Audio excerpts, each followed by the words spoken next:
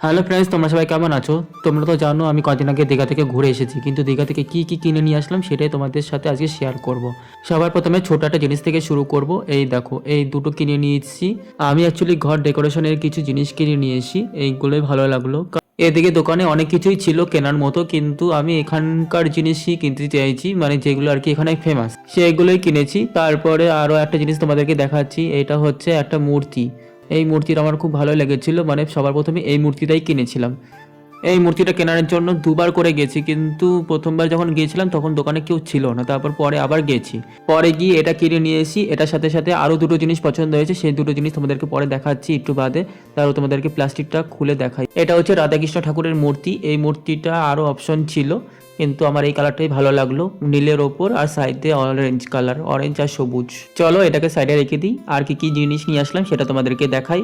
এরপর আসে ছোট ছোট আরও দুটো জিনিস কিনেছিলাম। সেই দুটো জিনিস হচ্ছে পাখির ডিজাইন করা, মানে শেলের ওপর, তার মাঝখানে হচ্ছে শঙ্কের মতো ডিজাইন করা, মানে লম্বা স্টিকের মতো।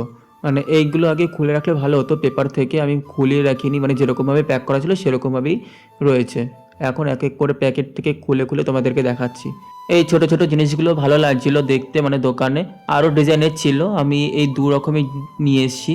এটার একরকম ডিজাইন আর এক রকমের ডিজাইন ছিল, সবার প্রথমে যেটা দেখালাম সেটা। তারপরে এখন দেখাচ্ছি আর একটা মূর্তি কিনেছিলাম মনে হয়, মানে গণেশ ঠাকুরের মূর্তি। এই মূর্তিটা আমার সবচেয়ে বেশি ফেভারিট।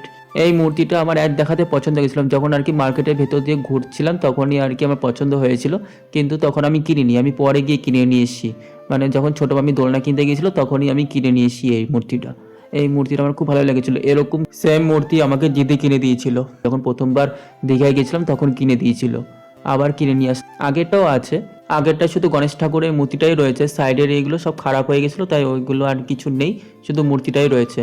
আর বলেছিলাম না রাধাকৃষ্ণ মূর্তির সাথে আরও দুটো জিনিস কিনেছিলাম, এই দেখো এই দুটো জিনিস, তার মধ্যে এই একটা।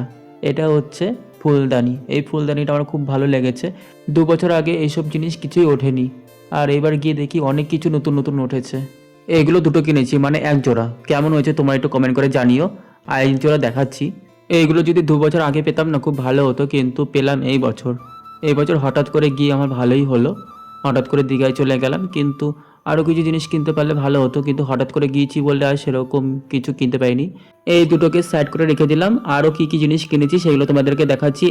এইবার হচ্ছে বাড়ির লোকের জন্য কি কি কিনলাম সেগুলো তোমাদেরকে দেখাবো। সবার প্রথমে দিদার জন্য কিনেছিলাম খাজা আর সোনপাপড়ি, এই দুটো জিনিসই নিয়ে এসেছিলাম। তারপর আর কি নিয়ে আসবো আমার কোনো আইডিয়া নেই, যেহেতু দিদা বয়স্ক মানুষ, কি নিয়ে আসবো, তাই এইগুলোই নিয়ে আসি। যতবার দীঘায় যায় ততবারই এইগুলোই নিয়ে আসি। আর নিয়ে এসি এই কাঠের বাক্সটা। এই কাঠের বাক্সটা আমি 2 বছর আগেও যখন দীঘায় গেছিলাম তখনও খুঁজেছিলাম, কিন্তু পাইনি, কিন্তু এবার গিয়ে দেখি হঠাৎ আমার চোখে পড়ে গেছে। তারপর সাথে সাথে আমার দোকানদারের সাথে কথাবার্তা বলে এইটা নিয়ে চলে এসেছি। তারপরে এই মালাটা কিনেছি। এই মালাটা দুটো কিনেছিলাম, একটা মায়ের জন্য, একটা বৌদির জন্য। মা ফোন করেছিল, মা ফোন করে বলেছিল যে এরকম একটা মালা নিয়ে আসার জন্য, মানে মুক্তোর লকেট দেওয়া থাকবে, কিন্তু আমি লকেট দেওয়া পাইনি, আমি এরকমই নর্মালি নিয়ে চলে এসেছি। এদিকে আমার পছন্দ মতো একটা মালা কিনে নিয়ে এসেছি। এই দেখো এই মালাটা, আমি যখন সমুদ্রের সাইড দিয়ে রাস্তা দিয়ে ঘুরছিলাম তখন হঠাৎ করে এই মালাটা থেকে চোখ গেল, তখন ভালো লেগেছিল, ভেবেছিলাম মায়ের জন্য কিনে নিয়ে যাব, যেদিনকে চলে যাবো সেদিনকে কিনে নেব। পরে কিনে নিলাম যাওয়ার দিন, মানে যেদিনকে বাড়ি ফিরবো সেদিনকে রাতেবেলা কিনে নিয়েছি। তারপর কিনে টিনে তারপরে ব্যাগে রেখে দিয়েছিলাম, আজকে তোমাদের সাথে শেয়ার করলাম। আর এই দেখো এই দুটো কানের, এটা পুরো সেট ছিল।